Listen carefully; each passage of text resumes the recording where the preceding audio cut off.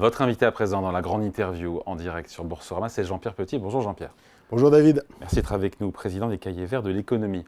Plein de sujets à voir ensemble, mais déjà il faut qu'on parle de l'Europe qui, pour se protéger d'une déferlante d'importation de voitures électriques chinoises, Bruxelles, on le sait, prépare, priori pour les prochains jours, pour début juin, des droits de douane qui seront relevés, mais moins que les 100% qui donc sont imposés à Washington sur des voitures qui ne sont pas encore arrivées vraiment sur le sol américain.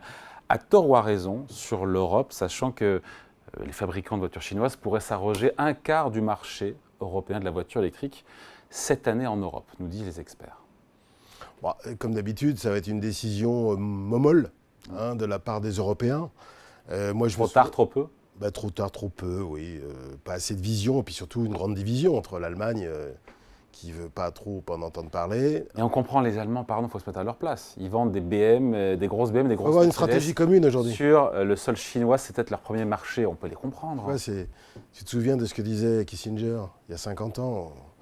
Moi, je veux bien parler avec l'Europe, mais quel numéro de téléphone? Alors, quand tu es à 27 et que tu as des intérêts aussi divergents, avec des chocs qui vont un peu dans tous les sens depuis quelques années, ben voilà. Moi, je me souviens très bien des discours dominants en Europe quand Trump a mis en place les mesures douanières contre la République populaire de Chine, à l'époque, sur tout l'ensemble des produits. En 2016. En 2017. Oui. En 2017, eh bien, il y avait des discours, des cris d'orfraie des observateurs, européens, notamment des économistes européens qui disaient « Quelle horreur, le trade war, la guerre commerciale, ça va générer du protectionnisme, les prix vont remonter, ça va être la fin des échanges, etc. » Rien du tout. Le signal avait été donné. Le signal a été donné par Trump. Voilà. 7 ans après, il faut attendre 7 ans pour que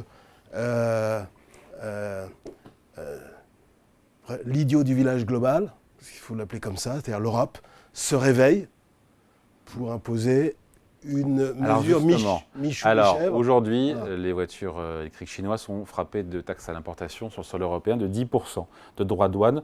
À combien est-ce qu'il faut les faire passer? Il se murmure qu'on ait 15 à 30% de droits de douane, alors qu'il faudrait, pour que ce soit efficace, entre 40 et 50%. Oui, à mon avis. D'ailleurs, les études qui ont été menées aux États-Unis pour rétablir le fair trade, en gros, en tenant compte de toutes les mesures de soutien public de la part des autorités chinoises en faveur des constructeurs, des nombreux constructeurs de véhicules électriques en Chine. Ils sont subventionnés tous. Ah bah ils sont subventionnés. Et d'ailleurs, la plupart ne sont pas rentables. Il y en a un ou deux qui sont rentables. Enfin, je ne suis pas un spécialiste, mais il y en a très peu.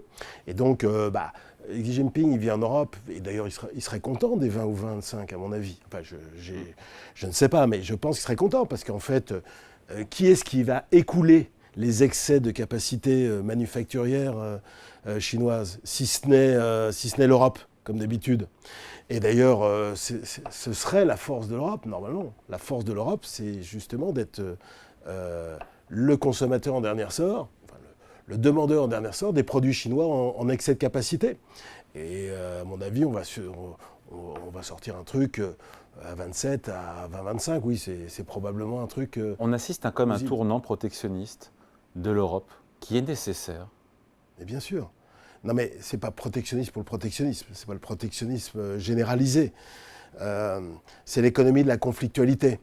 On parle de retour de l'économie de guerre. Moi je préfère la conflictualité parce que franchement, économie de guerre, la Russie, l'Ukraine, je veux bien, mais la conflictualité. Et dans la conflictualité, c'est le rapport de force qui compte, c'est l'approche bilatérale, comme la Trump d'ailleurs. Trump, ça fait belle lurette qu'il se fout complètement des institutions multilatérales. Le G7, il y allait vraiment parce qu'il fallait le forcer, quoi, tu vois. L'ONU, l'OMC, il s'en fout complètement. Une approche très transactionnelle, tu vois. Le rapport de force basé sur la puissance. Pour aller voir Xi Jinping, il faut avoir des éléments de puissance. Et l'objectif de Trump, ou même de Biden, qui finalement a fini par comprendre aussi là-dessus, et là-dessus il est suiveur de Trump, plutôt avec une approche un peu plus fine sur la tech, alors que Trump c'était un petit peu tous azimuts, une approche peut-être un peu moins négative sur les investissements chinois aux États-Unis, etc. Mais fondamentalement la direction est la même. Il y a consensus aux États-Unis d'ailleurs. Oui, il y a un consensus sur la volonté d'endiguer la puissance chinoise. Ouais. Et d'ailleurs, les Chinois l'ont compris ça. Parce qu'il s'est quand même passé plusieurs éléments. C'est que les États-Unis sont gagnants quand même sur les deux grands chocs qu'on a connus depuis 4 ans, c'est-à-dire Covid et la guerre d'Ukraine. Ils ont exporté leur armement, ils sont forts. Quand même, c'est la première puissance militaire mondiale. 40% des dépenses militaires dans le monde, ils s'y connaissent pas mal. Et qui c'est qui exporte l'énergie sur le fossile? Ils sont devenus, durant la décennie précédente, ils sont redevenus exportateurs nets. Oui. Pétrole. Et sur la tech haut de gamme, ils ont et ils ont exporté non seulement leur pétrole, mais surtout leur gaz, le gaz liquéfié à des prix supérieurs, pour pallier les défaillances de la gouvernance européenne qui dépendait excessivement du gaz russe. Donc c'est les grands gagnants. Et dans la tech, ils sont toujours là. Ils sont même, alors non seulement ils étaient largement en avance sur nous, mais là, moi je trouve que depuis 4 ans, l'écart se creuse. Parce qu'entre-temps, eux, ils prennent quoi comme mesure? Ils prennent CHIPS, ils prennent IRA. Alors, Bill, c'est plutôt sur les infrastructures locales, mais IRA et, dans une moindre mesure, CHIPS, c'est fondamentalement des mesures de dumping. Voilà, donc eux aussi s'en foutent de l'OMC. Je veux dire, Biden se fout aussi autant de l'OMC que Trump. Mais c'était Trump le précurseur. Et c'est pour ça qu'il va l'emporter, à mon avis. Oh là, qu'est-ce qui vous arrive là? C'est un souhait ou c'est... Non, c'est pas un souhait. Enfin, bon, j'essaye d'être le plus objectif que... D'ailleurs, je ne critique pas trop Biden, parce que Biden a plutôt un bon bilan. C'est clair, le bilan. Oui, c'est clair, mais Trump aussi, tu as peut-être oublié. Mais nous, on a bien fait le calcul. Hors Covid, parce que Covid, ni Trump ni Biden sont responsables. Le bilan... Bon, tu prends PIB, création d'emplois, investissement dans la tech, productivité, etc. C'est à peu près match nul. À peu près. Le bilan économique de Trump et Biden. Mais par contre, ils sont largement supérieurs à Obama, aux 2 mandats d'Obama. Même si tu exclus 2009 à cause de la crise Lehman. Même si tu exclus largement au-dessus. Donc, et donc, il devrait gagner, selon vous, Jean-Pierre, là? Alors d'abord, parce qu'il y a une défaillance de la classe politique américaine, une indifférence à l'égard de mots qui ont été négligés, y compris par le Parti républicain américain, qu'on n'entend plus du tout. La famille Bush, par exemple, l'élite traditionnelle, tu les entends plus. Tout le monde est trumpiste, ou 90% sont trumpistes. Pourquoi ? Totale indifférence à l'égard du phénomène de la désindustrialisation manufacturière, totale indifférence à l'égard des coûts de l'immigration, échec pratiquement quasi complet sur toutes les offensives extérieures, que ce soit en Irak par les néoconservateurs de Bush, que ce soit en Afghanistan, que ce soit en Syrie. On en revient à l'isolationnisme. Tu sais que historiquement, l'isolationnisme, depuis la déclaration d'indépendance 1776, historiquement, l'isolationnisme est majoritaire dans l'histoire. C'est la doctrine de Monroe en 1823. Il n'y a qu'à partir de Pearl Harbor, le 7 décembre 1941, que les États-Unis de Roosevelt sont revenus dans le jeu international. Voilà. Sinon, avant, ils étaient isolationnistes. Même un type brillant et assez fort comme Wilson n'a pas réussi à faire ratifier le traité de Versailles, la Société des Nations en 1919. Alors qu'il était populaire, etc. Donc non, ça n'a pas marché. Donc pourquoi est-ce que Trump a su... Tout ça, mais parce que Trump, et tout ça, il l'a dit, il se place dans une optique de puissance, de rapport de force, de domination sur tous les aspects de la puissance, c'est-à-dire effectivement économique, commerciale, financière, monétaire, mais également technologique, militaire, culturel, voilà. Et après, il y a les États, ce qu'on appelle les swing states, tout ça reste encore très, très ouvert. Oui, mais les gens sont étonnés qu'un type aussi parce que tu vois, je suis objectif, un type aussi agressif, un type aussi désinvolte, un peu tricheur, un peu paresseux, bref, tout ce qu'on dit de négatif sur Trump. Pourquoi donc il y a eu 74 millions d'Américains qui ont voté pour lui en 2020, c'est-à-dire 12 millions de plus que 4 ans auparavant? C'est tous des cinglés, ce qu'on nous montre souvent dans les rapports télévisés en Europe, les cinglés, ceux qui ont envahi le Capitole le 6 janvier 2021, sont des beaux abrutis, soit dit en passant, parce que pour se prendre en selfie devant les portraits historiques et dont tu te retrouves en tôle 6 mois après, on caricature un petit peu. Parce qu'il y a un vrai sujet de gouvernance et même d'efficacité démocratique à laquelle Trump répond en partie, répond à des attentes. Voilà, notamment l'échec de la mondialisation du point de vue d'une partie de la classe moyenne américaine, la négligence à l'égard des coûts de l'immigration et de tout ce qui va avec, les narcotrafics, etc. Voilà, et l'échec de l'aventurisme extérieur. Voilà.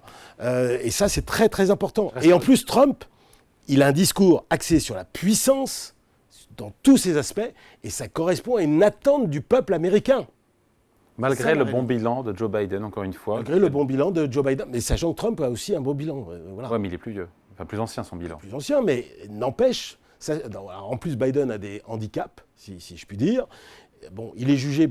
Il y a que 3 ans et demi d'écart avec Trump, mais il est jugé beaucoup plus vieux. Pourquoi ? Parce qu'à la fin de ses discours, il serre la main dans le vide. Je suis désolé, il y a un petit problème cognitif, quoi. Voilà. Alors que Trump, il a que 3 ans et demi de moins, mais lui, je suis désolé, mais il tient 2 heures en discours, debout, à débiter ce qu'il veut débiter, mais enfin, n'empêche, il y a une image, et d'ailleurs, c'est validé par les enquêtes. En plus, Biden est handicapé. Alors ça, c'est un truc qui est négligé en Europe par la candidature de Robert Kennedy Jr., qui pique un peu plus, il fait 11-12% quand même des voix fédérales, il pique plus de voix à Biden que... Mais les voix fédérales, on s'en fiche, ce qui est important, c'est... Oui, mais ça peut jouer au niveau des États clés. Parce que les politologues américains disent que, vraiment, pour que Biden soit baqué dans les 6 États clés, 6 ou 7 États clés, il faut qu'au niveau fédéral, il dépasse de 6-7 points. Aujourd'hui, Ah non, on n'y est pas là. On n'y est pas du tout.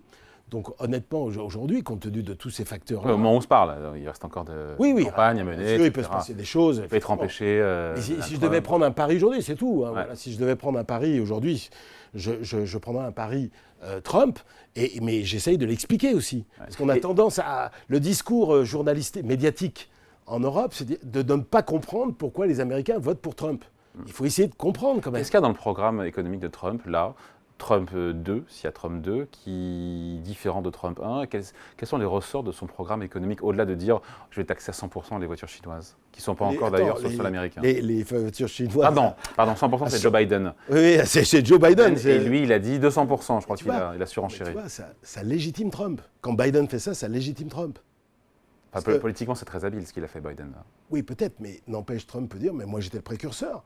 Il me critiquait quand j'ai mis ça en place. Qu'est-ce qu'il fait aujourd'hui ? Voilà. Non, lui, il augmente déjà les droits de douane sur l'ensemble des importations américaines. Mais qui paye les droits de douane ? C'est le consommateur, donc plus d'inflation. Donc une banque centrale qui sera en difficulté. Je vais dire ce que je pense par rapport à ça. Je sais bien qu'il y a beaucoup d'économistes en Europe qui vont dire « Ah bah oui, qu'il va appliquer les droits de douane, donc je regarde son programme, 10% pour l'ensemble des importations, 60% pour les importations chinoises, ça va m'augmenter mes prix, etc. Oui. Sauf que ça ne se passe pas comme ça.